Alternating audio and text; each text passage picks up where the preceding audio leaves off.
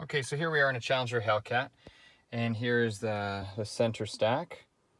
Now, what we can do is, I want to show you guys how to take off Hill Start Assist. So that thing annoys some people, so what we do is we can go into Applications.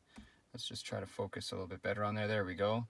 Now we got to find Settings, so we're going to click the button there. There's Settings. Let's go into Settings.